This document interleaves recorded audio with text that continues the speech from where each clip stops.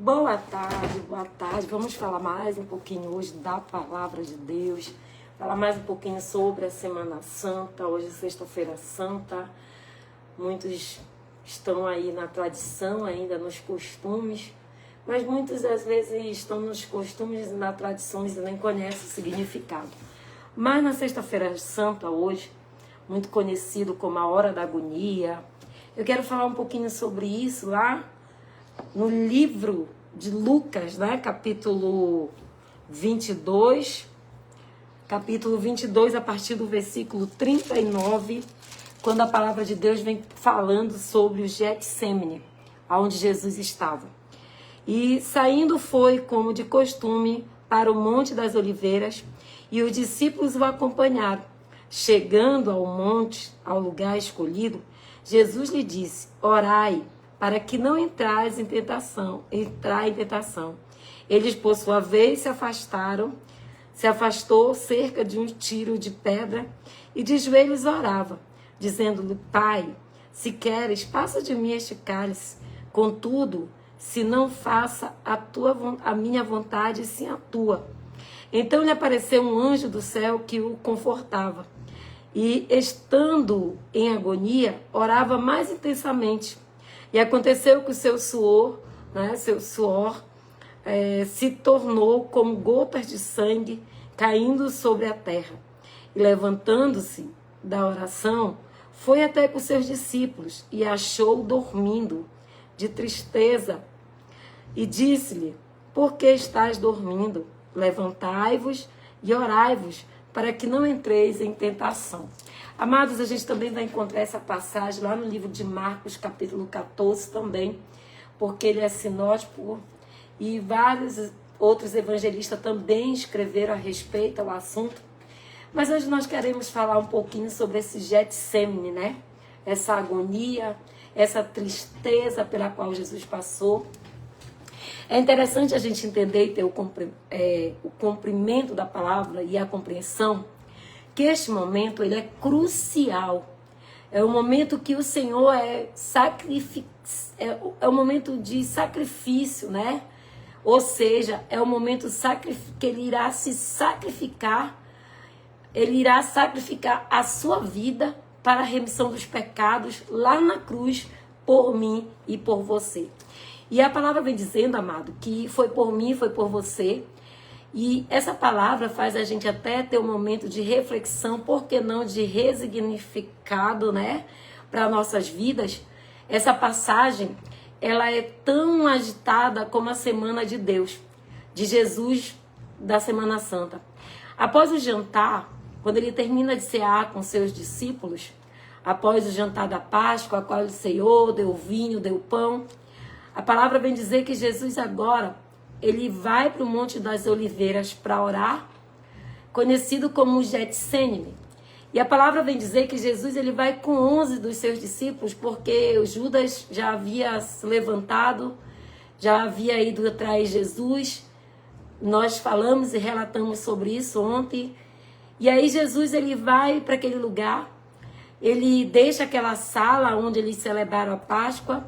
Ele se dirige para Jerusalém pelo vale, o vale chamado Cedron. E aí, passando por esse vale de Escol, ele, como era conhecido, ele chega no Getsêmani.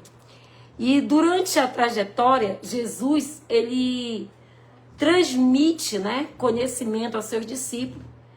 Quando eles estão caminhando para o Monte das Oliveiras, conhecido como Getsêmani, Jesus continua transmitindo conhecimento para os seus discípulos. Ele fala do céu, ele fala de paz, ele fala da volta, da ida dele, ele entrega conhecimento para os seus discípulos, ele fala da vinda do Espírito Santo. E aí, amado, tudo isso vai culminando até chegarem no Getsêmani, onde ele ali foi orar. E registra a palavra de Deus em livro de João, que é nesse momento que Jesus também ali faz, né, a oração sacerdotal. E a gente vai achar essa oração sacerdotal lá no livro de João, capítulo 17. Mas o foco mesmo a qual eu quero falar e queremos nessa tarde chamar a nossa, que nos chama a atenção, na verdade, ocorreu quando Jesus, ele chegou no Getsêmani e ele transformando esse jardim num cerimonial ali de assuntos importantes e assuntos eternos que foram tratados nesse jardim. Por isso, glória a Deus, né? Por isso, porque aquele lugar, que era um lugar de prensa, era um lugar de dor, era um lugar de opressão, um lugar de sofrimento, mas agora o cenário é para tratar os assuntos da eternidade. Decisões importantes foram tomadas ali por meio da oração de Jesus, pela oração sacerdotal. E aí eu deixo compartilhado com os meus irmãos e as minhas irmãs que estão aqui comigo nesse momento de live.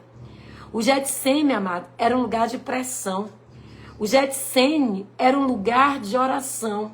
E era um lugar também de prioridade.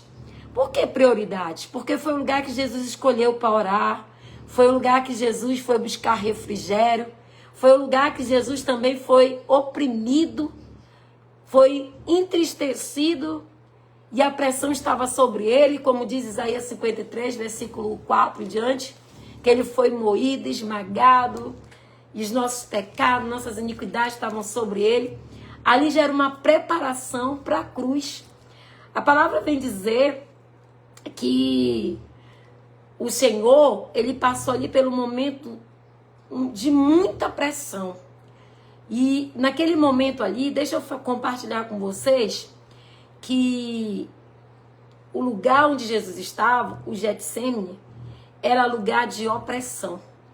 Lá no livro de Marcos, capítulo 14, a partir, se eu não me engano, do versículo 32, era um lugar, provavelmente, de um amigo, né, de Jesus. Ou seja, esse lugar onde era o Monte das Oliveiras, conhecido como Getsêmani, era provavelmente um lugar de alguém conhecido de Jesus, de um amigo de Jesus, embora hoje seja muito visitado, embora hoje seja muito falado, embora hoje muito seja pregado, e principalmente na Semana Santa, sobre este lugar, esse lugar que era provavelmente de um amigo de Jesus, ele sempre estava indo lá, e esse amigo, embora hoje seja esse lugar tão visitado e tão conhecido, era um lugar para Jesus de refrigério. Era um lugar onde Jesus, após 3 anos de ministério, ele encontrou ali um lugar de paz para orar e um refrigério, e não deixando ele esquecer o propósito a qual ele veio para a terra. E esse lugar, amado, onde Jesus ia, era um lugar chamado Monte das Oliveiras. Era um lugar onde Jesus encontrou refrigério, era um lugar cercado por muros altos, não só muros, mas havia também muitos obstáculos ali.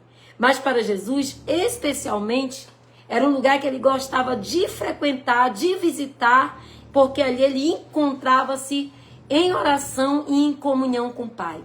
Então, todas as vezes que ele ia ali, ele ia para orar, era o refúgio que ele tinha, encontrado nesse lugar, que era do seu, talvez, provavelmente, do amigo.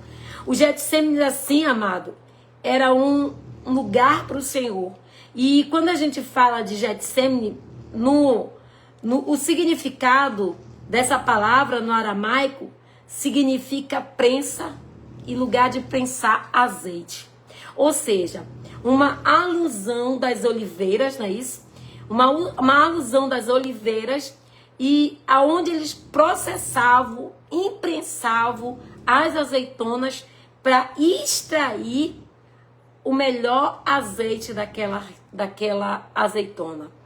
E ali, que era um lugar de pressão, um lugar de extrair azeite, era um lugar que Jesus encontrava refrigério. Era um lugar onde Jesus achava refúgio. E ele frequentava ali aquele lugar, e ele também levava seus discípulos para aquele lugar, para que eles também pudessem ali encontrar o refrigério e ter essa intimidade com o Pai como ele tinha. Eram os seus últimos dias de ministério. E ao chegar, Jesus deixou, ele já vai só com 11, né? Porque Judas já havia traído. Ele deixa 8 na porta daquele lugar e leva 3 com ele. Ele leva Pedro, Tiago e João. E aí ele se distancia deles para que ele possa orar, mas ele pede para que eles também orem e para que eles também venham vigiar. Só que quando Jesus se sente triste, entristecido, ele se sente oprimido, ele se sente ali numa agonia, porque ele sabia o que ia acontecer. O Getsêmani para ele era um prenúncio, né? Um prelúdio do que vinha, que era a cruz, de todo o sofrimento, de toda a dor que ele iria passar. Entenda que ali naquele lugar, ele leva os 3 mais próximos dele, e ele leva aquele povo ali para que eles pudessem orar. E Jesus, olha, ora, fique orando aqui, fique intercedendo por mim, vigiai e orai. E aí Jesus sobe, e quando Jesus desce, o que é que eles estão fazendo? Dormindo. Assim, amado, tem muita gente dormindo ainda, precisando acordar. Tem muita gente dormindo e ainda não entendeu o propósito que Jesus, a dor, o sofrimento que ele passou para a gente ter o direito da vida eterna. E às vezes a gente não está vigiando, a gente não está orando e a gente dorme. Dorme o sono, né? O sono muitas vezes do descanso, mas não é tempo para isso. Jesus não levou eles ali no Getsêmani para dormir, nem tão pouco para se distraírem. Mas Jesus precisava da oração dele. Jesus pediu para que eles orassem por ele. Jesus sofreu uma pressão tão interna naquele lugar, tão interna, que estudos indicam que na terra onde Jesus estava ali, o sangue dele, que ele transpirou sangue, ficava ali. Ao ponto de Jesus dizer para o próprio Pai, se for possível, aparta de mim esse cálice. O cálice que ele ia beber. E aí ele fala para o Senhor, se for possível, aparta de mim, tira de mim esse cálice, tira de mim esse cálice que eu tenho que beber. Ele sofreu, amado. Ele teve angústia, ele teve aflições, ele se teve, como é que eu posso dizer? Ele sente o fardo já que estava sobre ele por conta dos nossos pecados. E era um prenúncio do que ele ia viver e passar, sendo chicoteado, tendo que carregar aquela cruz, ser pregado no madeiro, se fazer maldito para levar sobre ele todos os nossos pecados. Então, quando Jesus está ali, ele tem um nível de pressão tão alta que o próprio Jesus, ele fica triste, ele fica angustiado, ele fica aflito, ao ponto dele pedir para que Deus apartasse dele aquele cálice, para que Jesus tirasse dele aquele cálice, que ele não viesse beber. Jesus sente o fardo que está sobre ele. Jesus sente o peso que está sobre ele. A sua alma, amado, estava tão triste que ele estava cercado de uma tristeza que foi avassaladora, uma tristeza que trouxe uma angústia profunda para sua alma.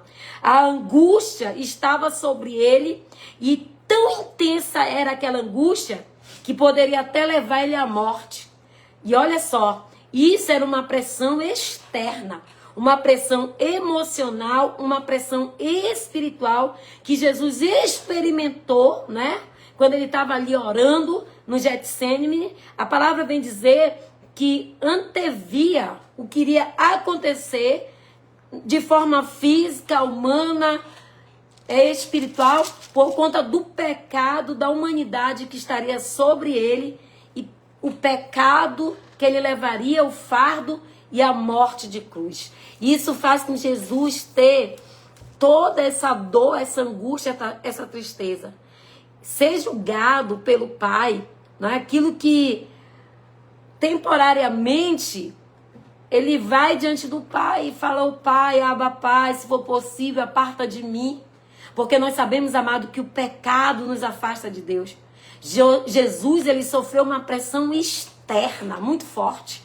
Sabe, Lucas capítulo 22, versículo 44, relata que durante essa oração, ele chegou ao suor dele, o suor de Jesus se transformou em grandes gotas de sangue, ao ponto de manchar, de cair no chão, apesar de ser Deus, apesar de ser filho de Deus, mas ele estava em posição humana e ele ali experimenta a maior fragilidade que o ser humano é capaz de suportar no seu corpo. Ele é sujeito à fadiga, ele é sujeito à dor, ele é sujeito à fome, ele é sujeito a sono, ele é sujeito ao cansaço, ele sente ali a fragilidade do ser humano.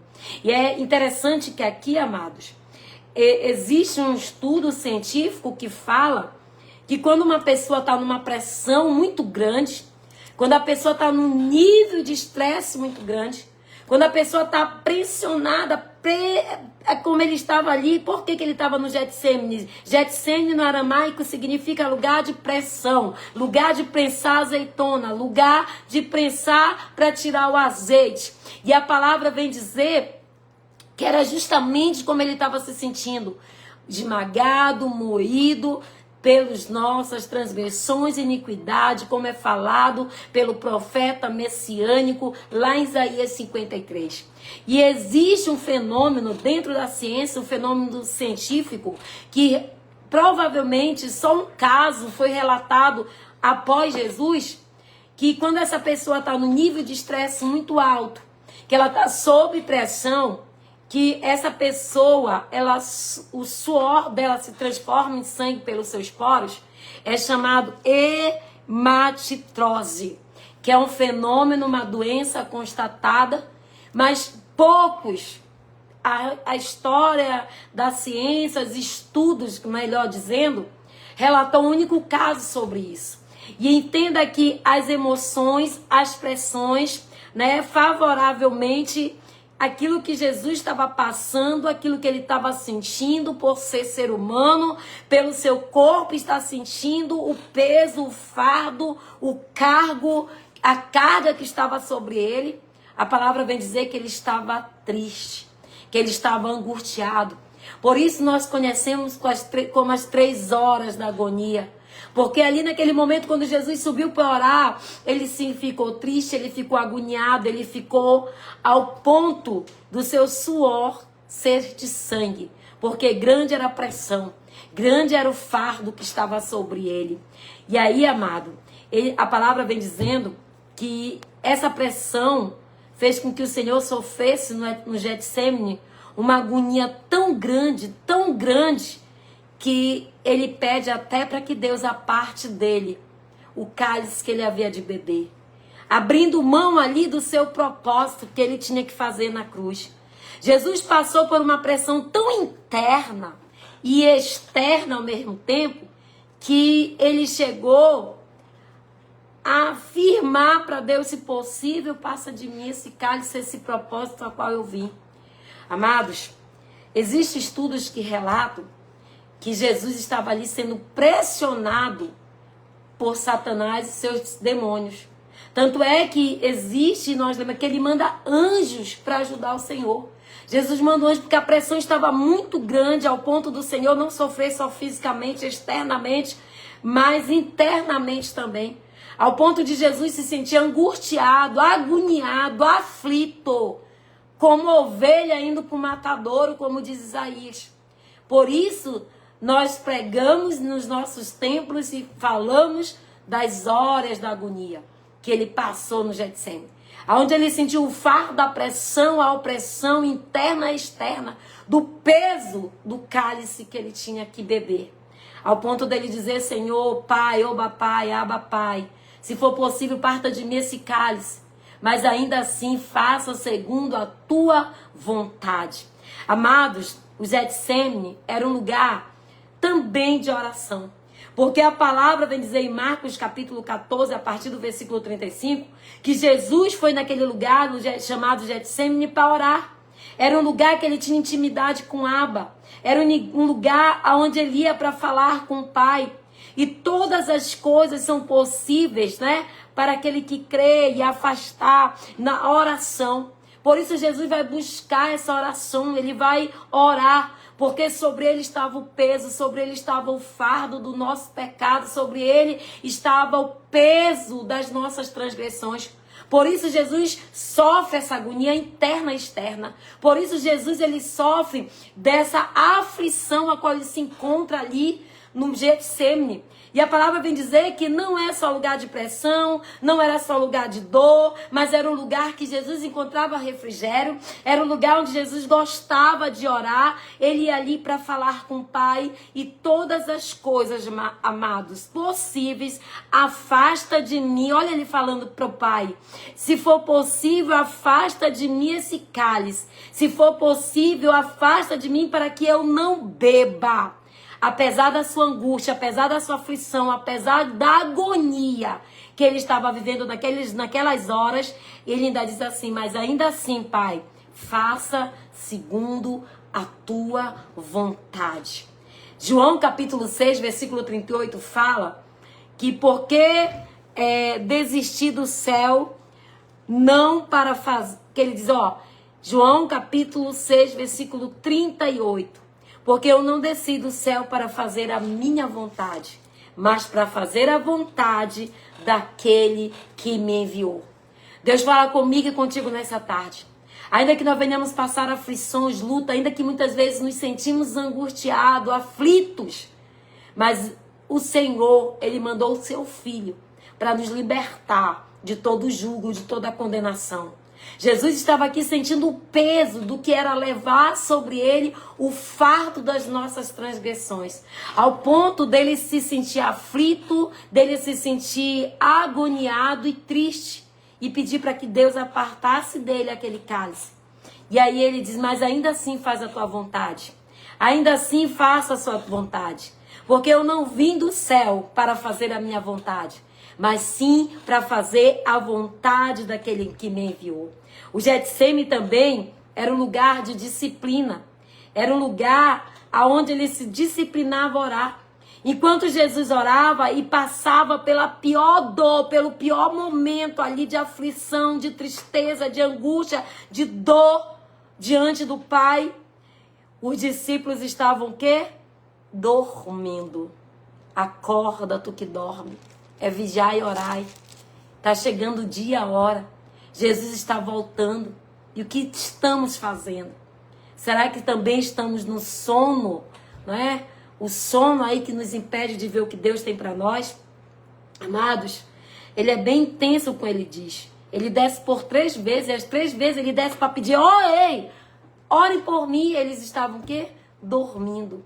E aí o Senhor, né, diz, vigiai e orai. Entenda que a confiança que ele estava depositando neles, que eles iriam orar por eles, eles dormiram. Eles estavam o quê? Justamente dormindo. Amados, nós precisamos vigiar e orar, porque tem chegado a hora que o Senhor está voltando. E nós precisamos orar e vigiar, como ele disse para os seus discípulos, para que a gente vença a tentação, para que não venha contra nós a astuta cilada do diabo, mas que os planos de Deus, eles venham ser concretizados sobre a nossa vida. A palavra de Deus diz que estava sobre ele o peso do pecado. E ali havia um rompimento da comunhão dele com Deus. Por isso, ele estava se sentindo ali triste, agoniado, sobrecarregado, espiritualmente ali numa agonia, e ele está com seu espírito entristecido. Conclusão de tudo isso, amado, que o Getsemane não é somente uma passagem, mas é uma reflexão exigida pelo próprio Senhor Jesus, para que a gente também venha aprender a suportar os nossos Getsemane, para que a gente também venha a vigiar e orar, e na hora da aflição, da dor, da angústia, da tristeza, não desistir, mas que a gente creia nesse Deus que nos enviou, não para fazer a nossa vontade, mas a vontade dele. Getsemane é um lugar de dor, de sofrimento, de angústia, de aflição, de agonia para Jesus, mas também é um lugar de refrigério. É o lugar onde ele tinha intimidade com Deus. É um lugar onde ele ia para orar e encontrar-se com Deus. E, amados, me faz lembrar que Jesus ele passou por uma pressão tão grande, que o Filho do Homem pensou em desistir. Porque a tristeza, a dor, a angústia, a aflição e a agonia e o fardo que estava sobre ele era pesado demais. Por isso, no Getsemane, ele passou a maior agonia da vida dele. E nós falamos muito às 3 horas da agonia, porque ali Jesus viveu o prenúncio do que seria lá na cruz do Calvário. Ali era só um prenúncio, ao ponto dele viver uma pressão tão grande, dele passar por essa cientificamente explicada a hematitrose, que é o suor da pessoa se transformar em sangue. E isso só acontece quando a pessoa está num nível de estresse muito grande e numa pressão muito grande. E olha que isso era um prenúncio daquilo que ele viveria e viria para ele sobre a cruz do Calvário, onde ele seria chicoteado, onde colocaria uma cruz de espinho, onde ele teria que carregar uma cruz e ser espancado, humilhado, escarnecido por mim e por você.